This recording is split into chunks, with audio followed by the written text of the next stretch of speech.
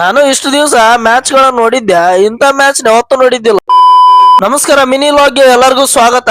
ನಿನ್ನೆ ರಾತ್ರಿ ನಾ ಫಾರಮ್ದಾಗ ಮಲಗಿದ್ದೆ. ನಿನ್ನೆ ರಾತ್ರಿ ಫಾರಮ್ದಾಗ ಮಕ್ಕೊಂದಿದ್ ಕಾರಣ ಏನು ಗೊತ್ತಿಲ್ಲ, ಲೈಟ್ ನೆಗಡಿ ಬೇರೆ ಸ್ಟಾರ್ಟ್ ಆಗ್ಬಿಟ್ಟಿದ್ದಿ.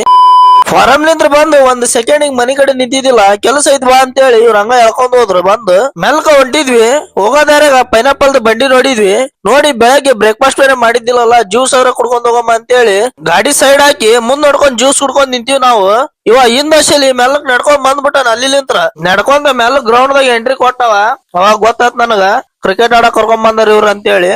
ನಾ ಇಲ್ಲಿ ಕುಂತು ಏನಿಲ್ಲ ಅಂದ್ರ 1.5 ತಾಸ ಆತ. ಅವಾಗ್ಲಿಂದ ಡಿಸ್ಕಸ್ ಮಾಡಾಕತ್ತಾರ ಅವ್ರು. ಅಪೋಸಿಟ್ ಟೀಮ್ ಪ್ಲೇಯರ್ಸ್ ಅಂತರು ಬಂದಿಲ್ಲ, ಇವ್ರಂತ್ರು ಇನ್ನು ಡಿಸ್ಕಸ್ ಮಾಡೋದ್ ಇವ್ರದ್ದು ಮುಗ್ದೇ ಇಲ್ಲ. 10 ಗಂಟೆಗೆ ಬಂದ್ ಕುಂತಿದ್ವಿ, ಮ್ಯಾಚ್ ಸ್ಟಾರ್ಟ್ ಆಗಿದ್ದು 1 ಗಂಟೆಗ. ಇವಾಗ ಹೊಂಟ್ರ ನೋಡ್ರಿ ಗ್ರೌಂಡ್ ದಾಗ ಪ್ಲೇಯರ್ಸ್ ಎಲ್ಲ. ನಾವಂತ್ರ ಮ್ಯಾಚ್ ಸೋಲೋ ಮೂಮೆಂಟ್ ದಾಗ ಇದ್ವಿ, ಅದ್ರ ಅಷ್ಟು ಸುಲಭವಾಗಿ ಸೋಲಿಲ್ಲ ನಾವು. ಲಾಸ್ಟ್ ಮೂಮೆಂಟ್ ತನ ತಗೊಂಡೋಗಿ ಅವ್ರಿಗೆ ತಿಕಾ ಉರ್ಸಿನ ಸೋತಿದ್ ನಾವು.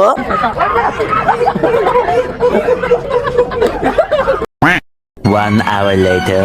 ಮಹೇಂದ್ರ ಬಾಹುಬಲಿ Yes.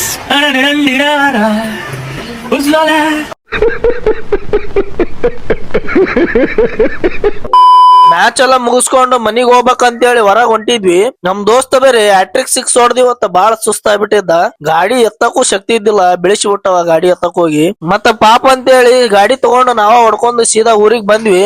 ಊರಿಗೇನೋ ಬಂದ್ವಿ, ಆದ್ರ ಡೇಟ್ ಇವತ್ತ 25 ಮಾರ್ಕ್ ಮೂವಿ ರಿಲೀಸ್ ಇತ್ತು. ಅದಕ್ ಮೂವಿಗಾರ ಹೋಗಮ್ಮ ಅಂತೇಳಿ ಹುಡುಗರು ಕರ್ಕೊಂಡ್ ಸೀದಾ ಹೋಗಿದ್ ಮೂವಿಗೆ.